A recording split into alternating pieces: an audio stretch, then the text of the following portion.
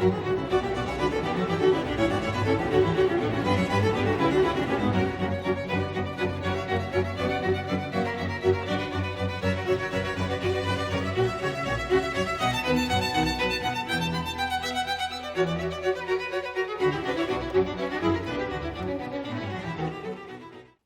everyone. Welcome to the show. I'm very thrilled to introduce my guest today. This is Giulia Nuti. She is the author of a really fantastic treatise, monograph, The Performance of Italian Basso Continuo.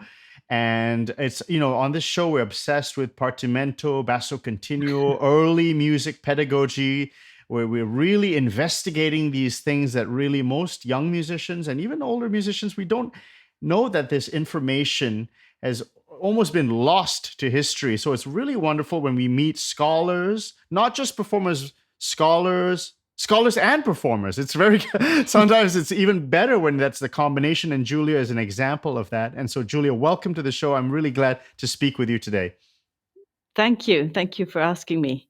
So you wrote this very important book. I don't think there can be a limit to the number of books on Basso Continuo.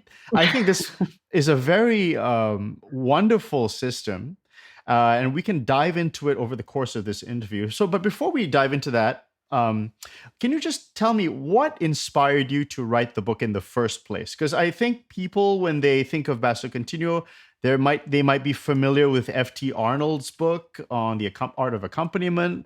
They might know C.P.E. Bach's treatise on, there's a very long thorough bass section. Some people know Gasparini. So what motivated you to write your book on the performance of Italian Basso Continuo? Well, really, the thing that I'm most interested in is what I find very fascinating about Basso Continuo is that it's a system of notation.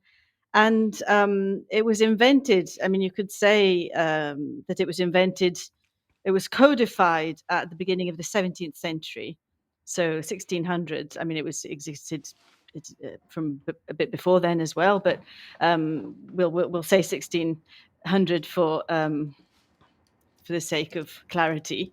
And it continued to be the system of notation in use for the accompaniment right up to the late 1700s and beyond, even in teaching harmony and things. And so it's really extraordinary if you consider the fact that what you have with Basso Continuo notation is the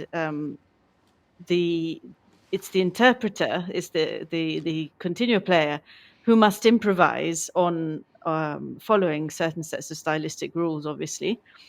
But the rules that they have to follow are extremely different. So if you think the way you would play, obviously, the way you'd accompany a 17th century madrigal has to be completely different to the way you'd accompany an opera aria from 1700, which will be different to how you accompany a violin sonata from 1750. And so, but it's written in the same way, and so and it's improvised. You see, so this is a very special situation to be in as a performer, because you have to really search for clues on how to find the right sorts of ideas that will fit with the style that you're playing in. And of course, the famous treatises that you mentioned are absolutely columns of, I used to say in Italian, colonne. They're the most important, some of the most important texts written. Arnold is a 20th century study, obviously, but also C.P. Bach is incredibly important. Gasparini is incredibly important as well throughout the 18th century. But they almost take too much, at least C.P. Bach and Gasparini almost take too much sometimes importance. So what you risk is to accompany, if you don't have a sort of knowledge of what the difference in styles can what you're allowed to do, let's say, what the suggestions of what the ways of accompanying are, then you might just play the way Gasparini says, even if you're playing something that's written in 1620. But that's not necessarily the right way to do it, because in fact he was writing for a century later. Right. So it's really what I became interested in was finding more and more clues as to how to accompany the style in which the music is written. Right. And you're talking about a huge span of music. I mean, 1600 to what, 1750, I guess, with the death of Bach, and maybe going further than that as well. I remember looking at the thorough bass section of CPE Bach and thinking, how do I begin? I mean, where do we start? I mean, the common chords, sure, but then what about a series of chords? And then there's the rules. It just seems like there's a maze of rules, so many things, very difficult for somebody new to pick this up. So actually, before we get into that, I wanted to talk about the predecessors to Continuo, because in your book, I think you talk a little bit about this. You talk about the history. So could you just give a brief history of what happened prior to the Basso Continuo, what people were doing then, and how it eventually happened in 1600? Sure. Before starting on that, I wanted to pick, maybe I will come back to it, but it's not difficult. This is something that's important to remember, that Basso Continuo was invented in order to be an easier way to accompany. I think this is very important to remember, because a lot of people, especially if you're coming from a tradition in which you're used to performing accompaniments which are written out,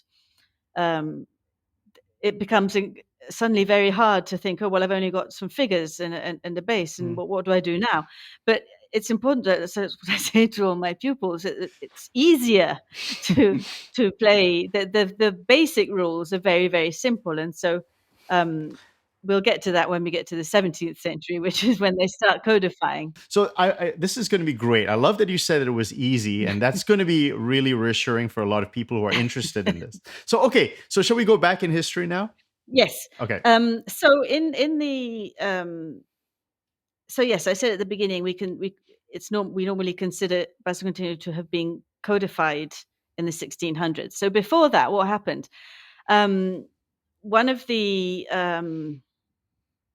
I think it's fair to say that one of the most usual ways to, one of the most well, it was basically counterpoint and polyphony were the two most practiced ways to compose.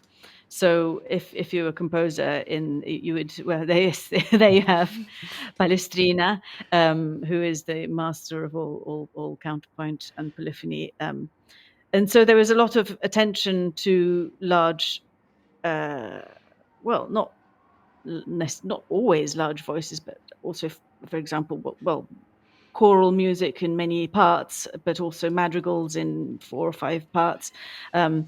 And it became, there's evidence, there are many small quotes that one can find here and there in various pieces of literature or letters and things about how if there weren't enough people to perform, say, a 5-part madrigal, then you'd call in a lutenist. I mean, this is a famous example is in Il Cortigiano, in which there's this description of how a lutenist was called in to fill in the missing parts. And so, and obviously, if you imagine you've got a sheet of music on which there are 5 lines, there are 5 voices, and you're playing a lute, you don't play all of the notes that are Right. that the voices would have sung, but you sort of simplify it a bit. You sort of play a bit more harmonically, and that's to say that goes also for keyboards. You wouldn't, well, on a keyboard it is easier to represent the actual voices that were sung, but it became more common and more documented the fact that some of when voices were missing, you were not filling out the missing voices, but you were sort of turning it into a block of harmony instead. Right. And there are examples. For example, there's Villairette's madrigals in 5 voices. I think there are 4 or 5 voices, which are entabulated for lute, and the lute part is quite complex, but it's nowhere near as complex as the vocal part. It was entabulated by Bostonensis, who's a lute player. So there's this already some documentation of a practice of simplifying counterpoint, simplifying not in the sense that you take with the harmonic blocks and you when voices are missing. And so this was happening already in the first half of the 16th century. And so, Julie, can I just jump in and ask you a question? Did they have 5? Did they say this is a 5 chord, this is a 6 chord? Did they ever talk like that? No. It's just like, so what do they refer to those blocks of harmony then? It's more a question. There's no specific. Well, this is in the first half of the 16th century. I don't know, at least, of any specific figuring as yet. But you get these descriptions saying there was a singer missing, so we called so and so with his lute or his guitar, and he played the harmonies, and so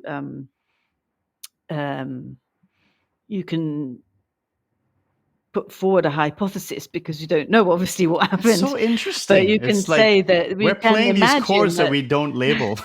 That's so interesting. No, but it's a kind of thing that you would naturally do if you're looking at a score. It also in any score reading, if there isn't a requirement or a necessity to play the parts exactly as written, then you kind of simplify them and go for the more, make sure the harmony is right, but you're not so concerned about the counterpoint. And this is something that then becomes really put into focus and into words in later years. So it makes sense. Like, I mean, nobody can say what exactly they were playing, but it does make sense to. I mean, I'll come on to that in the 17th century. Authors start really to write. It is not necessary to represent all of the parts as they are written. It's enough to play the right harmonies, and so it's a kind of confirmation of a practice which already exists. That's the idea. Going back to the 16th century, then in 1553, there's an important publication of Diego Ortiz. He writes the Tratado de Glosas, which is a treatise, but also a book of music for viol, for viola da gamba. And he actually writes one of the first descriptions of what is basically, he doesn't call it basso continuo, but he says, during these pieces, he says, I mean, I'm paraphrasing him. I can find the quote if you want, but he's basically saying the organist should play, or the keyboard player should accompany with simple chords and add some counterpoint in answer to what the viola da gamba is doing where appropriate. So that's really quite accurate description of basso continuo. So you just have the bass line, you play the right chords. So if it's an F, then it's likely to be F major, and then if it's G, it's good. I mean, they're simple chords. They're not, obviously it's not a complex bass. And you can add in little tunes in answer to, you can add in even a little bit of melodic invention in answer to what the viola da gamba is playing. So Ortiz is important because he doesn't call it basso continuo, but that's basically what he's explaining. There he is. And after that, there are also other. By the way, examples. This is Italian. Is it an Italian-driven technological or musicological event? It happens in Italy. It's difficult to know what. Well, I'd say yes. The first treatises on basso continuo in France appear almost 100 years later. It's very interesting.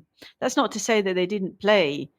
It's a very simple concept. This is what I was saying. It is really easy and it's very natural. It's almost impossible to imagine that you wouldn't think of it You're right. as a player if you find yourself you're accompanying, as well with a guitar, just exactly as you described, and you've got a really complex part. You think, what am I going to do? I'll just simplify it a Yeah. bit, and you'll get the harmonies, and it'll be fine. It'll work.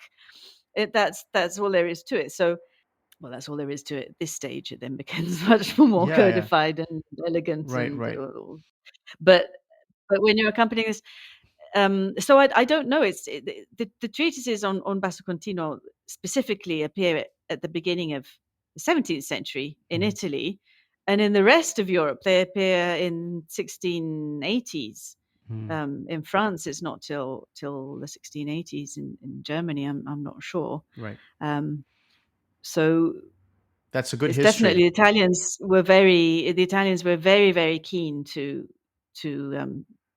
with this system of notation. Right. Now, were the Mm. accompaniments, these intablatura, these intabulations, were they written down in the 15th, sorry, the 16th century and the 17th, I guess the 17th century, yes, but was these intabulations, were they for keyboards? Was that present? Was that a lot of those available? Well, very often they weren't. It's one needs to be sure what exactly is meant by the word intavolatura. Isn't necessarily an intabulation or for a particular instrument. So an intavolatura for the lute would be an accompaniment written in tablature. An intavolatura of a score would simply mean that it's a score and all the parts are visible. Oh, like a There are 4 or 5 partitura, parts. right? Yeah. La partitura, Yeah. yes, there is a linguistic interest in how you have to be careful Yeah. what But for keyboard you accompaniment? don't assume that for keyboard accompaniment, as far as I know, you didn't have a special tablature. You could have a part. The organist would either play from the score, but that would be quite rare because it would be obviously quite expensive to Mm, print all of the parts, or you would play from the bass part. And there are some scores in which you can see voices being added in ink, so entries right. of particular voices. But obviously, this is another reason why one can only assume that they were playing basso continuo, because if you're playing from a part book, you're playing from the part book of the bass part. Mm. You don't know what counterpoint is going on above, so you It's just must be right. playing the harmonies that go with the bass. Can you comment on Bunk here? I guess he's talking about two different types of organists, and he doesn't like the other one, the one that is just reading from the bass compared to the other one. Right. So, well, what do you make of that comment? It's interesting because when basso continuo notation, so in 1600s, when they start with the notation was introduced in sacred music. So as I said, it's the most likely thing is that they always did do it. I mean, again, it's a hypothesis, but it's difficult to imagine that they would, I don't know, have studied the parts and knew the counterpoint so perfectly by heart. They would have just played the harmonies. Um, Viadana is one of the Ludovico Viadana publishes in 1602 I Cento Concerti Ecclesiastici, in which he gives a preface saying, okay, the organist is not required to represent all of the parts as they are written. I've put some figures in, and that's in order to make sure that you play the right chords, you play the right harmonies. Yeah. So this is the sort of consecration of there's no turning back. This is definitely being adapted as a system of notation, and figures are being introduced. So it's so that as an aid to the organist. Now, what Banchieri was saying is that an organist should be able to accompany in composing their own part and with all the counterpoint properly in place. And he says that there are now organists who just play any old chord and they call themselves organists, and they don't have the proper training. Because obviously it is, going back to the fact that playing basso continuo is very easy. You just have at this time, because the harmonies were not complex. Right. So unless it was just, I mean, they were complex if the composer was doing something particularly special. with the text or whatever. But I mean, on the whole, they were not harmonically complex pieces. So it suddenly became very easy to do. And so Banchieri is saying, well, it's that doesn't count. You can't just play any old chord and then say you're an organist. Being an organist is much more, you need much more to it. You need a whole contrapuntal preparation, everything. Okay. But the interesting is that 10 years later, he's changed his mind, and when he publishes L'Organo Suonarino, I think it is, that he says, okay, if you really want it, I mean, obviously there's the Basso Continuo and figures have really caught on, and so there's no turning back, as I said. And so he's just got to accept it and said, okay, we play from Basso Continuo, but we must still respect the counterpoint and play properly with all parts as they should be. And so it's as if he accepts it, but he never quite likes it. With some reservations, I guess. Yes, exactly. Okay. Right. Okay. Now I want to talk about, I guess, the main thing, which is the Italian school of continual playing. Because as I mentioned before in the beginning, there are a lot of foreigners who wrote treatises and very good, very famous books and well used by a lot of people. I think F.T. Arnold did a great survey of them. But Absolutely, maybe there are some things that are missing in this canon of information when it comes to continual playing. So maybe we could discuss that. What is the Italian school of continual playing? And we could maybe start from there. Who knows? We don't know. Okay, it's a short. We don't know. It's only a hypothesis. It can Okay. only be. I mean, I think we need to know that our knowledge is really limited and very subjective, in the sense that so the Italian style, if I had to say one thing about it, the thing that immediately springs to mind is that it's a very rich style. It's very it's very harmonically rich. There's a lot of ornament. There's a lot of even division in the bass line. It's very loud. It's very strong. It's very present, rather like Italian instruments are compared to French, more present. How we get to thinking of Italian accompaniment like this is again, it depends in which century, in which bit of the century, in which bit of the country. So if we look at sources that are available for 17th century continuo playing, it's curious that they are all concentrated in the first decade of the 1600s. So everyone, Agazzardi, Bianciardi, Banchieri, Viadana, also the introductions to operas like Marco da Gagliano and Perin Caccini, Euridice, the rappresentazioni di Anima di Corpo di Emilio di Cavalieri. All of these are all from the first decade. It's as if in the first decade of the 1600s they said, right, we're doing, as I said with Viadana, we're doing figures. There was a lot of interest in and explanation. It's not always there's very little explanation of what people actually did. For example, in the introductions to the operas, it gives information like where people were sat and who they accompanied, and that's very interesting to know how instruments interacted. So you had a little continuo group maybe for a character, or Monteverdi, for example, says that in Orfeo he changes instruments according to the effect. So you get even one person singing one character singing the same line, and Orfeo gets this in the famous moment when he turns back and looks at Euridice, and the instrumentation changes. Monteverdi specifies. So it's very much a sort of group effect. Playing continuo is a group effort. It's to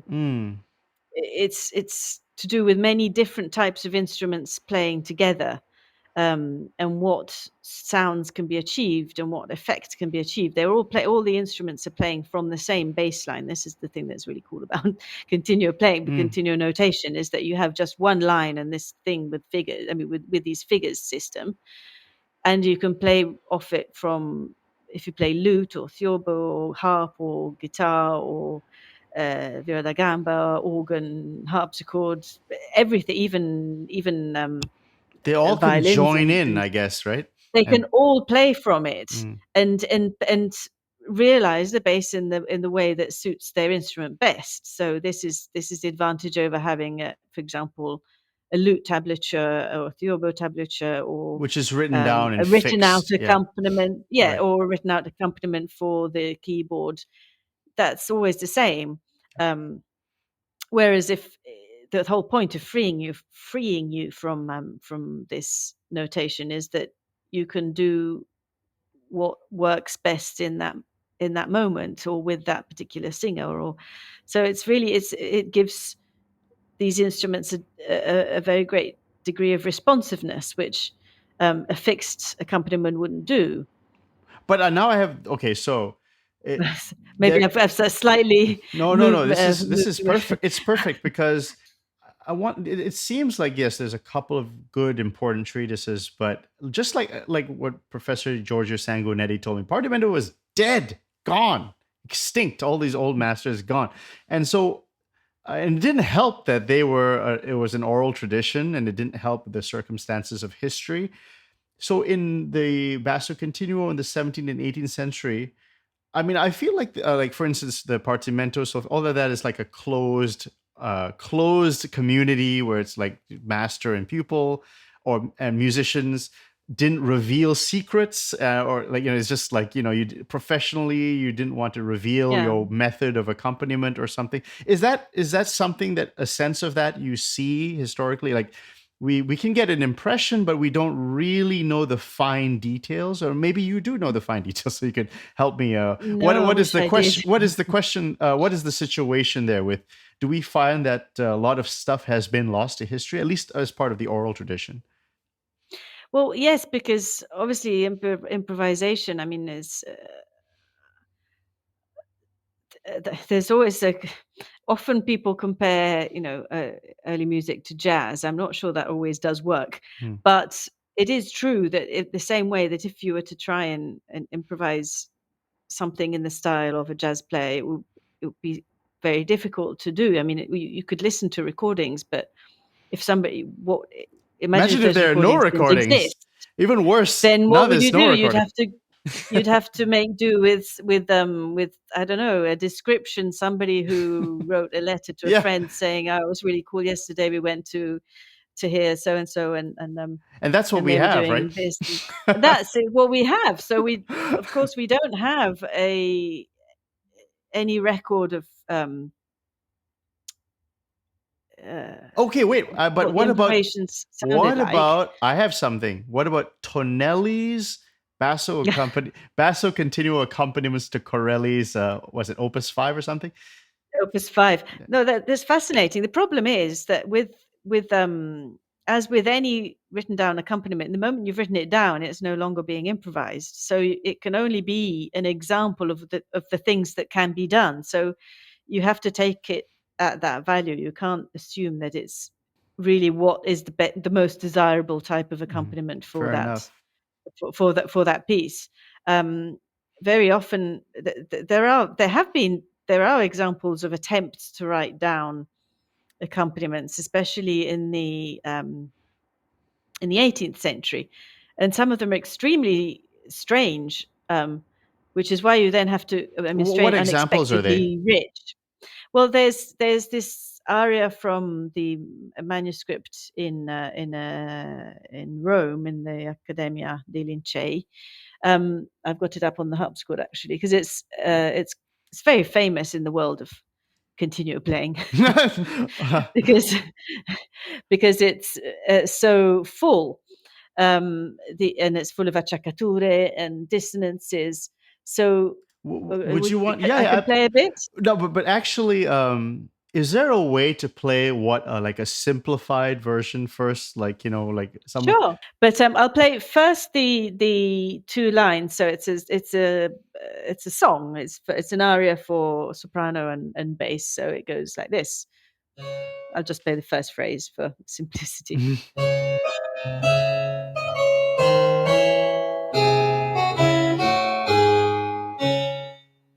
Okay, so if I were doing a sort of simple, nice accompaniment, I could do something like.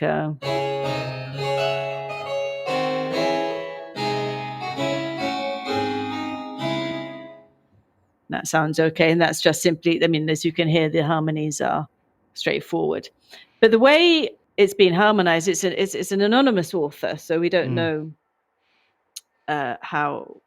who he was basically. And also, it's rather bizarre because it comes after sort of 300 pages of a treatise on harmony. And so you think, well, what on earth could you mean by writing out this thing after?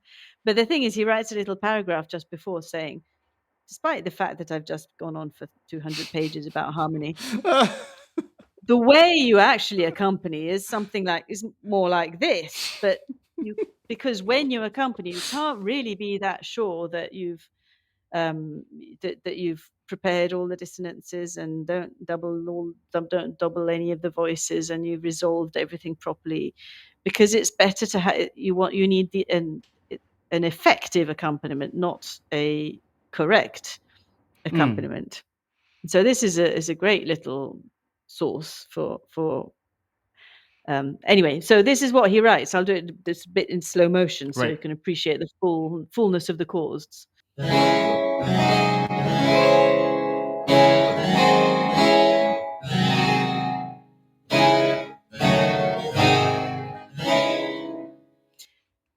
A lot of notes, yeah. And every chord is full of sort of note clusters. My favorite one is,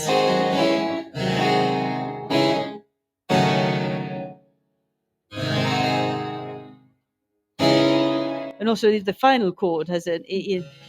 It's not just D minor; it's D minor with an E in it. So it goes. So it's. What year was that? When was that?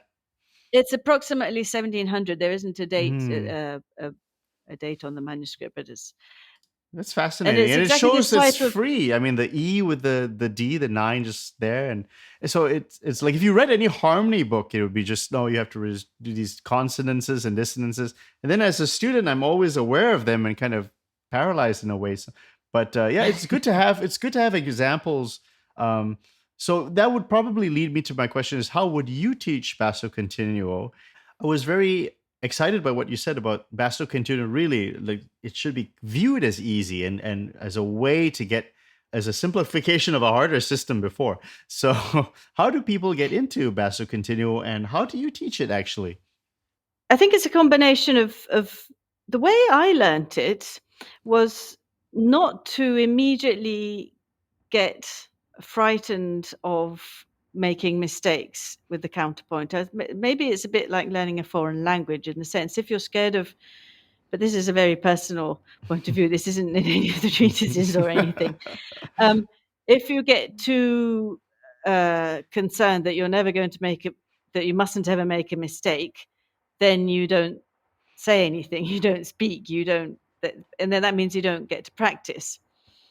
But I took great heart from the treatises that say, like this one that I just quoted, the Rome one, but also Gasparini says when you play in practice, it's not always possible to do everything perfectly.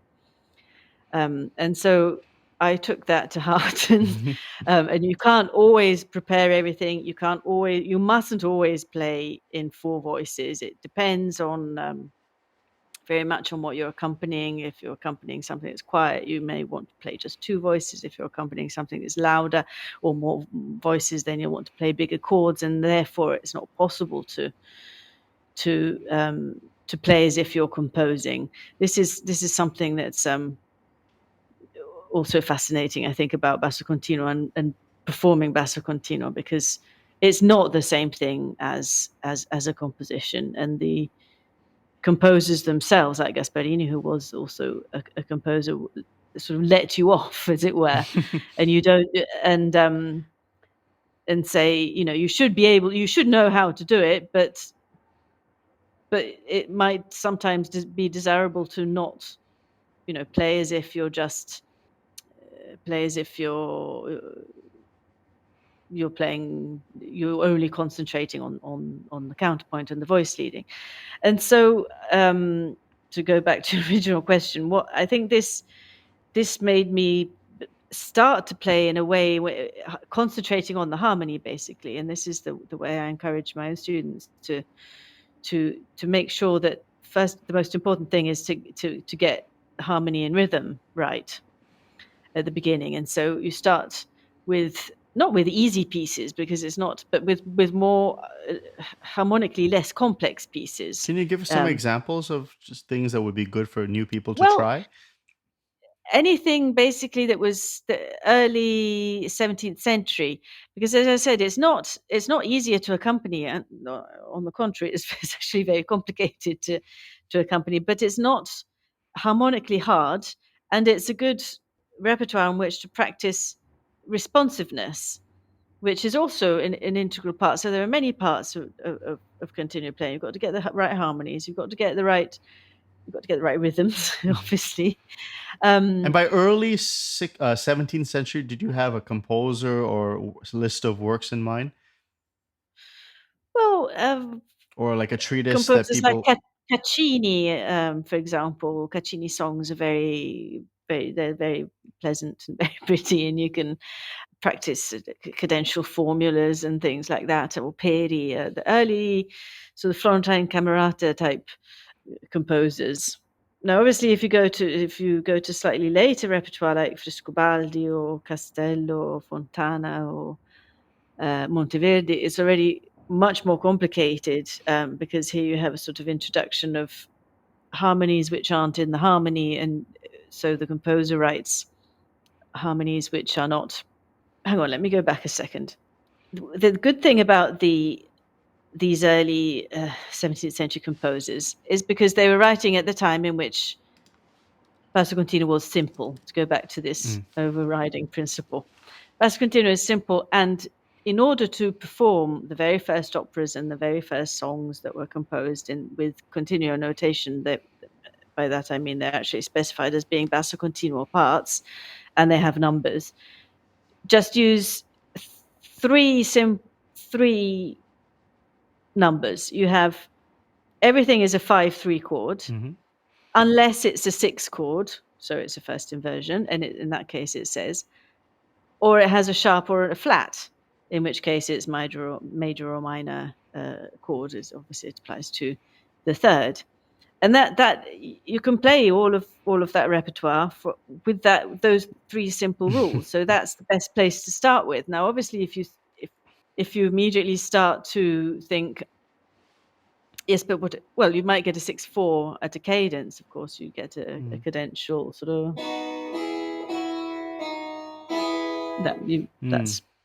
that's the most exotic thing you could have. You might have a 7th every now and then, but you're not going to have I don't know, 6/4 slashed.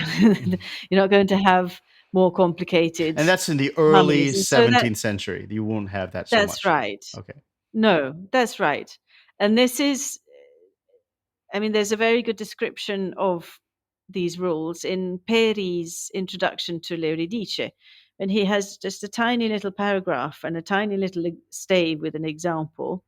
This is in the preface to the printed edition, and he explains these 3 things. He says that's all you need to know, which is why Banchieri got so angry and said, "What on earth are you talking about? That's not all you need to know.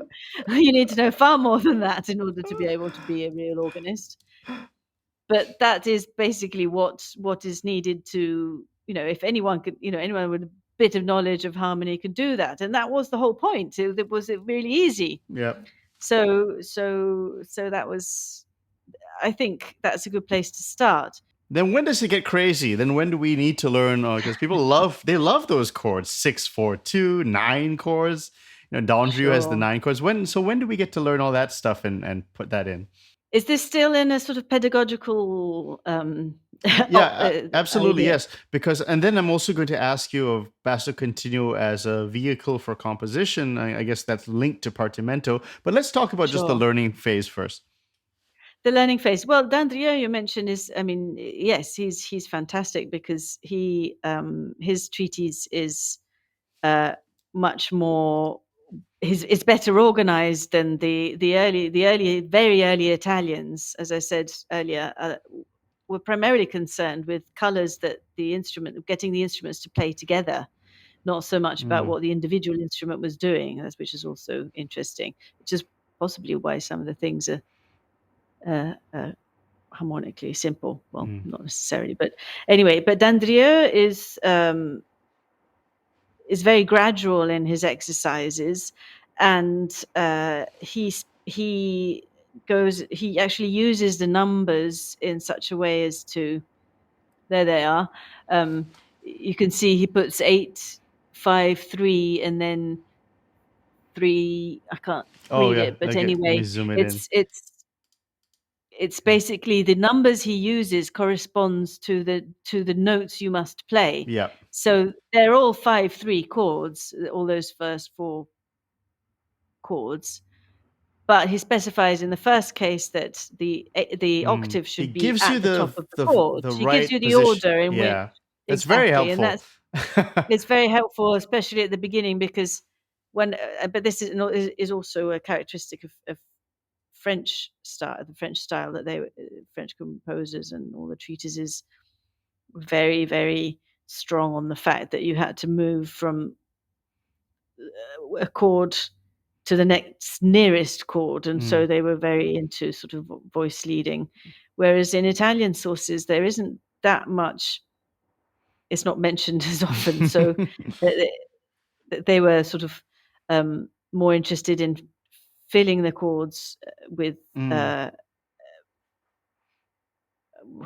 extra harmony notes and Is ornamentation, that possibly. But because you couldn't be heard otherwise? Because they didn't have like amps back then. Do they want to just make sure that you could hear them in the auditorium or something?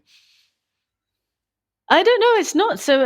It doesn't It's a good question. necessarily increase We don't know. volume. Yes, Yeah. it's interesting. But well, there's a Frenchman, like Leclerc de la Vieilleville, who says it was to do with showing off. That the Mm. continuo players always wanted to, because it's this improvisatory element to it. Yeah. You have your bass line, but you can do whatever you want. I mean, it's Right. you're playing it. So um, That makes sense. and Yeah. so he was saying that the cellist would do loads of divisions, and then the harpsichordist would start mucking around, and then it would all be, the composition would be completely disfigured, and nobody could hear the singer at all. So obviously that's cool, a bit too much, but maybe it was just um, maybe they were just bored and just thought Yeah. It's a good. they were playing around. I mean, you can It's do. so rich, and it's also Uh, a span of 150 years. It's impossible, I guess, to just sum it up in 3 lines. I mean, they played yeah. this way. So so yeah, Yes. this whole Yeah. country played it this way. It's I know, I can understand. Yeah. It Now wasn't even a country. Italy wasn't even that's formally a country. So no, I mean, but there are stylistic differences between how they were playing in Naples and how they were playing in Venice, and yeah. or in Florence. So Great point. Great point. So let's tie this to a theme that just keeps showing up on my channel, Partimento. I mean, in some ways, I guess the terms, sometimes you don't even have the word Partimento. You have a different term, Basso Seguente or something. You have yeah. different terms thrown around. Sometimes they mean the same thing. In Germany, they don't use the word Partimento, but they do something like it, and same in France. And so Basso Continuo as a way to teach composition. Can you speak on that topic? Okay. So Basso Continuo, I don't think that it was the way to teach composition specifically, although it is inevitably tied to. I mean, if you're a keyboard player, and I speak as a keyboard player, so I don't know, it would be different on lute or harp or cello or whatever.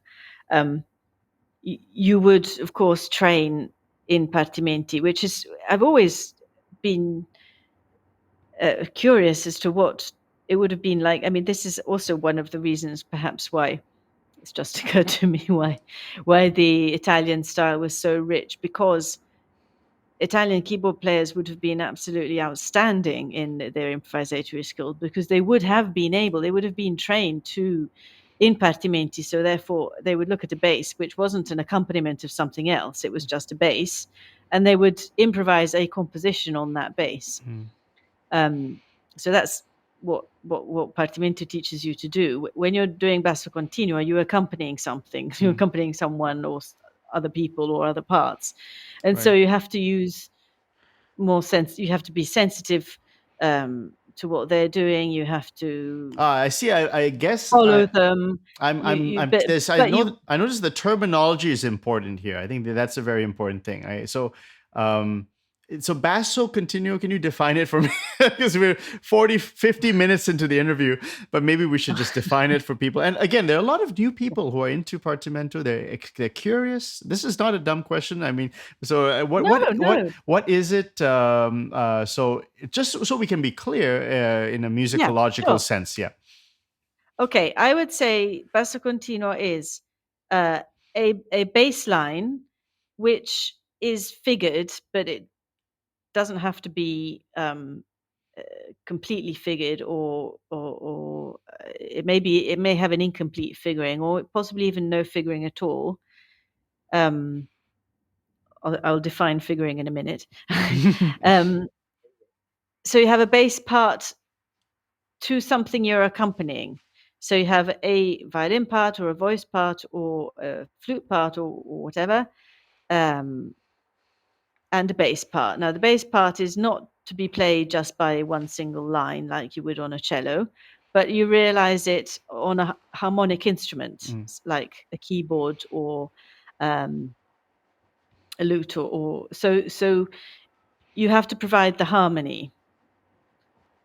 You've got the melody is written out and you have to provide the harmony. So in keyboard terms, that means that your left hand is written out, but your right hand is not written out. There's no indication of what your right hand should be playing, other than these numbers that indicate what harmony it is. But it doesn't tell you what range you're supposed to be playing in. It isn't supposed to tell you if you play high, play low, play lots of notes, play few notes, imitate play some sort of contrapuntal counter melody, don't play any melody. There are all of these things are so it's a huge part of the success of the composition, basically, because it's none of the right hand is written in. Think of it like this. The realization of basso continuo is basically what the right hand does on a keyboard.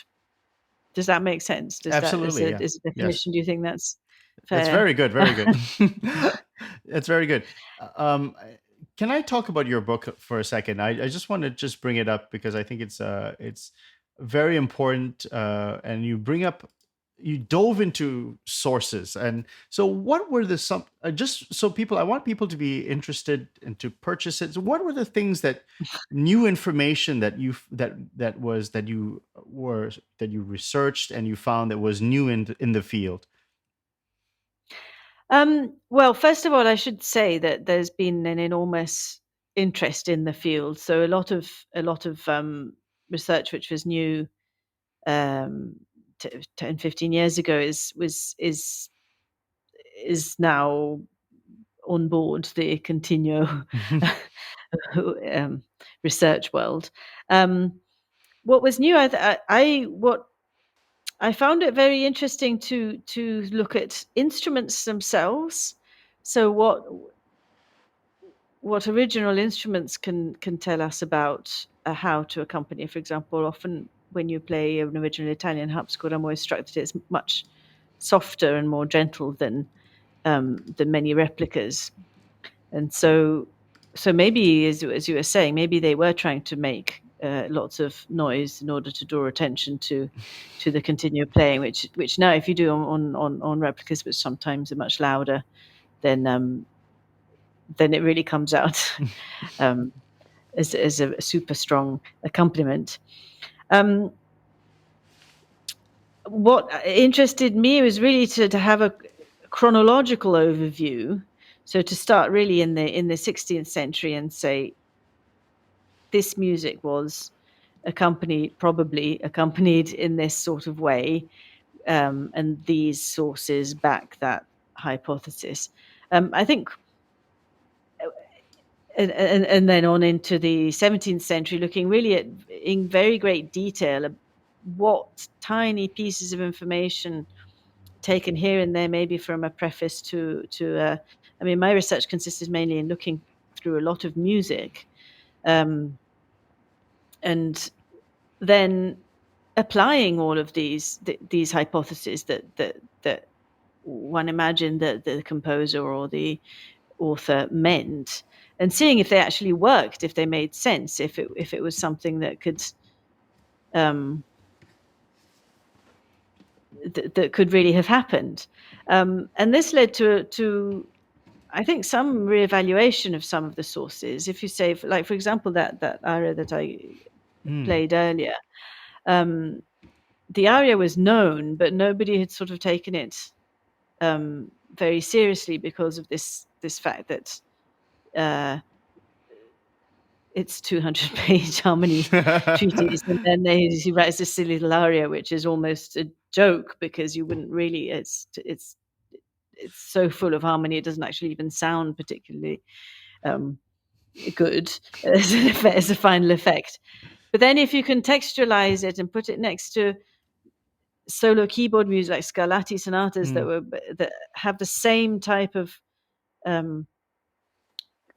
chords which maybe have dissonances which aren't prepared and don't resolve, or and put it next to Gasparini's text that says no, you can't actually, even nobody can prepare and resolve everything as it's as if it was a composition, and it's not even desirable to do so. And it was sort of joining dots together and making it and trying it out in performance. And I had the good fortune to work with a lot of collaborators and fellow students when I was studying, and then friends and other musicians who very much believed in this type of accompaniment. But what was it like before? I mean, like, what was the way? I mean, it's very hard to categorize like all the research up to that point, or like just the way it was perceived. But in a sense, what was it like before these new techniques you were trying to implement, or this new style? Yeah, I found that I was very confused as to what style belonged where. So there were a lot of principles which were in treatises, which were being kind of applied in a general universal sense. Yeah. in a general universal sense of this is how to play continuo. And you think, well, but yes, but as I said at the beginning, continuo in 1600 concerns certain sets of things. But if I'm playing French continuo in 1740, then it's not, I can't apply the same things. That's silly. That doesn't work. And so it was really, what interests me was trying to, well, I felt that despite a lot of work and study with amazing teachers, I was still very unsure as to which bit stylistically fit in with which piece of music or which style of composition. Yeah. And that was really why I decided to make my research just about Italian music, just about very much based on original sources and not on later sources, which were sort of as much as possible trying to rely on what I would have had around me had I been living at that time, as it were. It's almost impossible, but but for example, one author who's often quoted in relation to style in Italian music is Heineken. He Yes. wrote a huge volume on Yes. And he went to Italy, right? accompaniment. He went to That's Italy. right. He was a pupil of Gasparini, and so very So often surely he's he's the guy, right? He's that's it. well, is he? That's the question. And A good German I was lawyer went down there like a good German, wrote everything. So sure, and there are lots of Italian. Some realizations of Italian music are mm, very much based on his testimonies. mm. But I was not interested in that. Not interested because it's not interesting, No, because I it's know what very you mean. interesting and Yeah, very yeah. important. Yeah. But I didn't want to start by saying, okay, so there's this German source that talks about Italian music, so I'll start with that Mm, because it's got lots of detail. That was sort of a, a, a a position that I found quite often. mm, Everyone's sort of saying, "Oh, why don't you read Heineken?" I mm, say, "Well, no, I've read Heineken, but that's not the point. mm. I'm more interested in seeing what I don't know what that funny manuscript with just a bass line actually means." And so going into um, going back to trying to work out how a keyboard player would have trained at that time, and so goes back, of course, to the partimenti tradition Well, and how did they the train? use That's a of good question. Like yeah. did they study? I'm just like, okay, so the children learn the keyboard, they play pieces, but Yeah. I would imagine they would be in a church or something, or in a part of some group, and then they pick it up, right? Or so how did they learn? Well, I don't know. I mean, I think it depends if you were in a conservatorio Mm, or I mean, there's certainly in Italy, unlike France, there isn't a tradition of amateur players. So, and I think this is also interesting stylistically. In Italy, it was very much seen as a profession. You were trained to be a musician.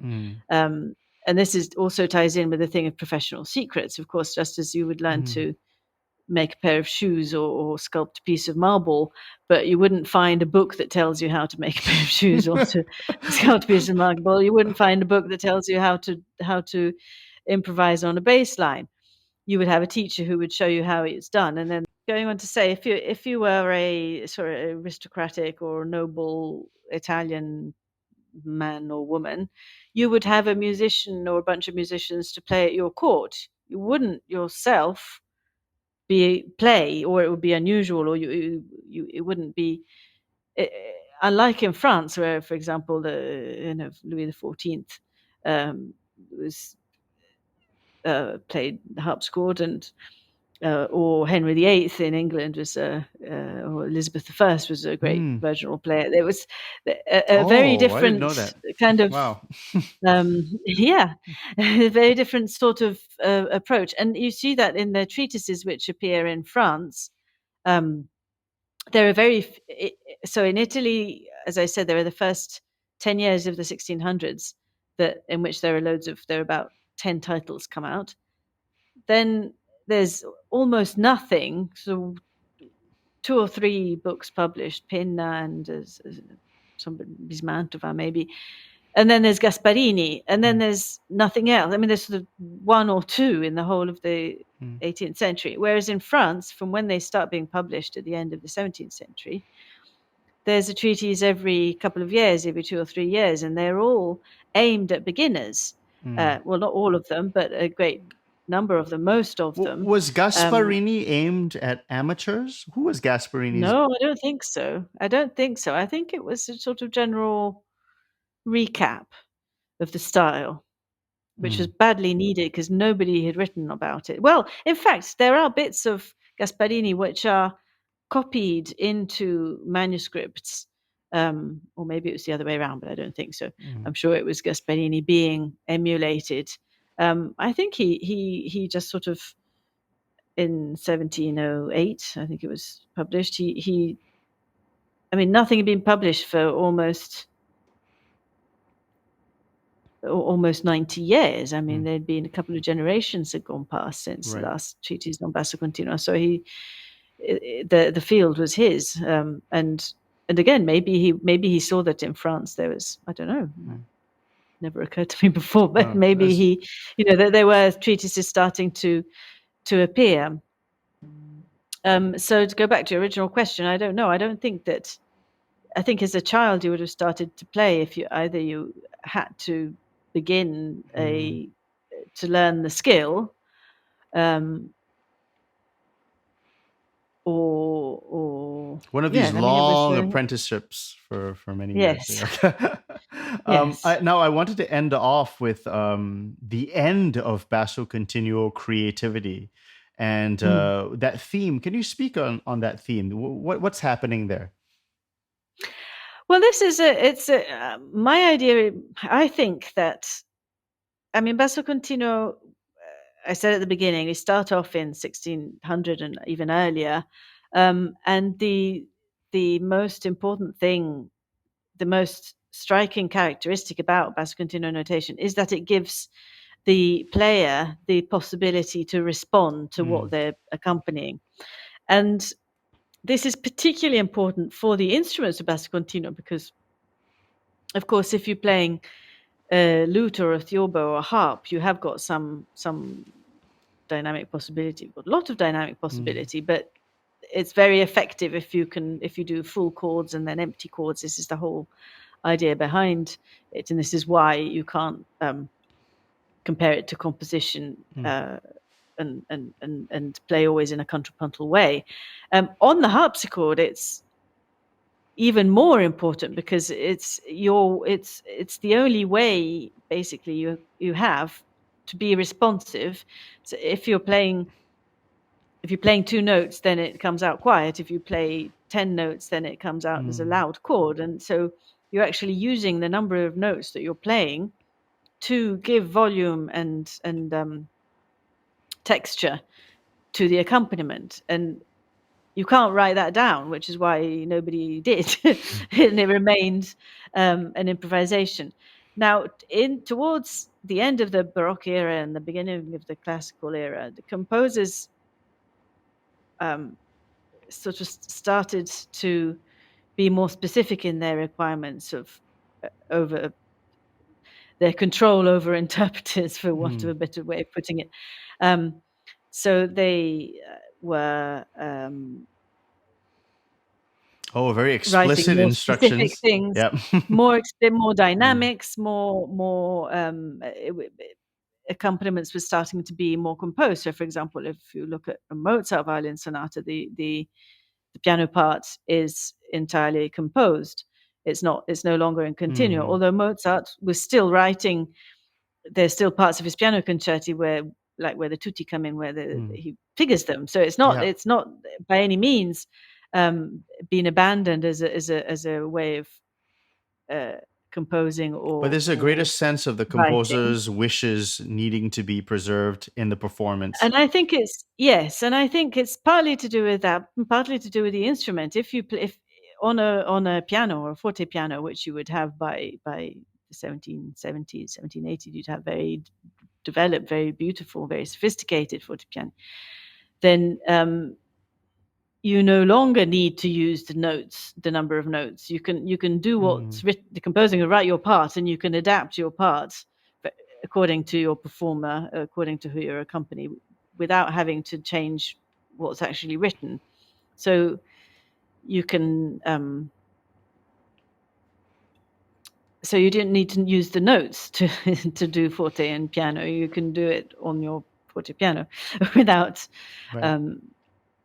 You can be expressive. It's a different type of expressiveness. The expressiveness in the accompaniment is no longer achieved by the composition of the accompaniment itself, which is what basically a continuo play is doing, which is what fascinates me about it. Yeah. But you can be expressive with what the composer has actually written, which it's what they were moving towards during, towards the end of the 18th century, I think. Well explained. Very well explained. Now, I have actually 2 questions, but I want to bring an audience question. So there's a very nice audience question here that I think we should bring up for a second. So this is Gasparini and the Acciaccature and his Mordenti. are they really used by basso continuo players? They like, and if you compare it to the French ornaments, Sure. what do you think? Should we use them or should we not use them? Absolutely. Yes. It kind of ties Or in really, with what actually, I the was. question is, are they really used? Sorry. Are they really used? I'd Yeah. say by continual players today. Yes, absolutely. They are. Um, I think now the level of continual playing is very high. It's very sophisticated. It's very interesting. It's very varied, and certainly, because the thing is that about the Gasparini's Acciaccatura Mordenti, they're very instrument functional to the instrument, so they make sense to play. They're not strange to play as ornaments, in the sense they're not strange to play. So this is going back to how Basso Continuo is performance based. It's very natural to play. I mean, what Gasparini's. I'm looking here if I've gotten an example of one to play. Yes, so this is from his Armonico Pratico, and he says these notes must be all played together. And this is example he gives. So that's the chord. If I play it all together, it comes out.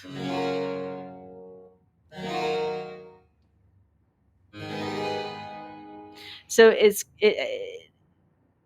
very natural I like to it. arpeggiate a chord Yeah. on the harpsichord, and then to introduce an extra note while That's you're very spreading the nice. chord. So it does make sense on the instrument, and therefore it passes the test as a continued practice that makes sense, and therefore Worth doing um, and worth is doing. used and Um, yeah. yes, it's very likely to Highly have been. endorsed, would you say? Yes, Go for it. Okay. absolutely, because there are many. I mean, there are many sources when you contextualize Gasparini's. There are there's a lot of solo music which uses the same practice, um, and I'd say absolutely continuo players today are playing in that way. Great. Great. And we So don't. And going back to what we said before, the fact that it is true that it goes against the rules of counterpoint, but Gasparini says that's okay. So we don't mind. that's it. It's good.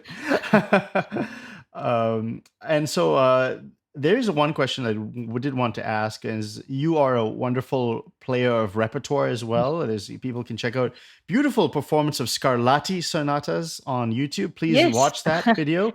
And you're also a very experienced teacher on Basso Continuo. Classical improvisation is seeing a surge in improvisation, accompaniment, more ensemble playing, composition, improvisation.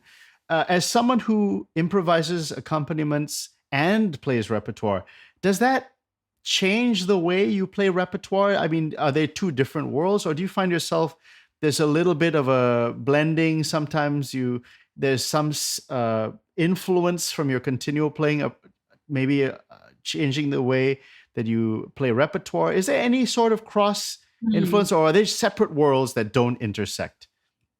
No, absolutely. They are the one and the same thing.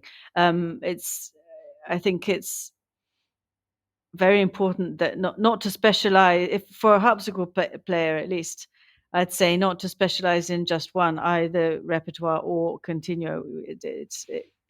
They're not very. They're not Mutually two separate exclusive? Yeah, yeah. compartments.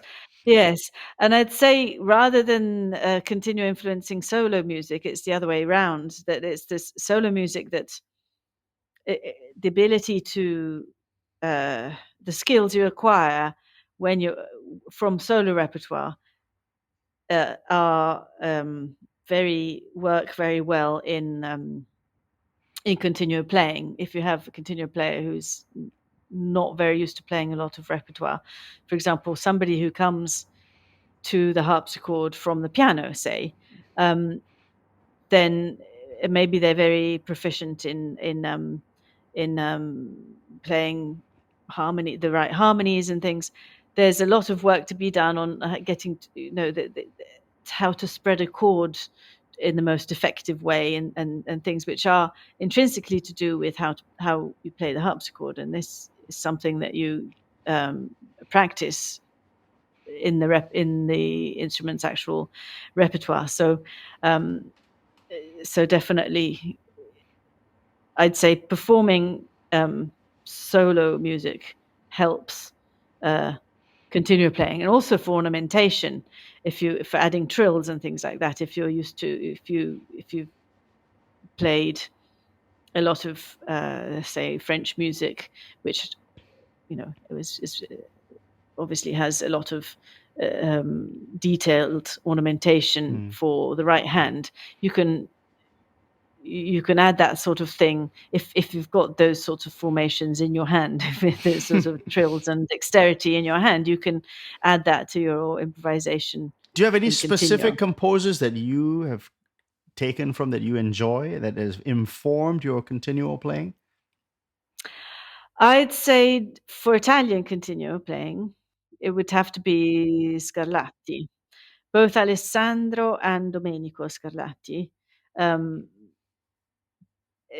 Domenico, in particular, some of his sonatas, the way he uses chords to, not in all of his sonatas, obviously, because some of his sonatas are just very linear, two voices. It depends what he's doing. Each sonata, all of his sonatas have got different sort of games Yeah. going on in them. But in the sonatas which he's playing around with chords, he adds dissonances and he changes the shapes of the chords in the right hand, and he changes the number of notes he uses, and he does precisely this thing which has nothing to do with counterpoint, of adding dissonances and Can you removing mention them. the And particular sonata, a bunch? Is there I'm any that come to trying to mind think. I off the top of that my head, I can't. that I are? will write a link to you, and then you can add them at the end. I don't know the K numbers Yep, off by heart, but there's a famous one in D major. that's There's a fine. famous Yeah, toccata in D just minor. send them to me. I I'll will put have them a in the think. Yes, description. Yeah, that sounds really yes. great. Great. Well, I mean, what can I say? The great Giulia Nuti, she has a tremendous book, and I've learned so much. The performance of Italian Basso Continuos, style and keyboard accompaniment in the 17th and 18th centuries, with Ashgate Publishing. I mean, it's really been really delightful, Julia, and I really hope you'll come back again. And do you I'd want? love to. Thank Do you you. have a comment on the? I guess. Have you seen any change in your career? Have people been more interested in Basso Continuo or in this sort of improvisational aspect to classical music? Has that changed in recent years? Oh, definitely. There's been a massive sort of expansion in the research in Basso Continuo and all related improvisation um, in this field. Absolutely. When I started my research, it was the end of the 90s, so it's almost over 20 years that I've been doing it. And there were when I started, there really were the main the main text, which were not incredibly specific, but now we've reached a level of specification which is amazing, amazingly detailed, um, and there's been such an enormous expansion of the research, especially in partimenti, which is so closely related to Basso Continuo, which before, even 20 years ago, there was Did you very, hear the very term little. before that? When did you hear that term, partimenti? Yes, yes. I did hear that at the time in the 90s it already existed, but Yes. there wasn't anywhere near as much Mm. um, information out there or research having been done on it. And also that's from the research point of view, but also from a performance point of view, there's now a lot more variety, I think, a lot more experimentation. Some things work, some things are less successful, but on all sorts of areas, for both for the instruments that are being used and the ways of accompanying. It's really yes, there's some great things being done. Wonderful. Well, Julia, it's been a pleasure.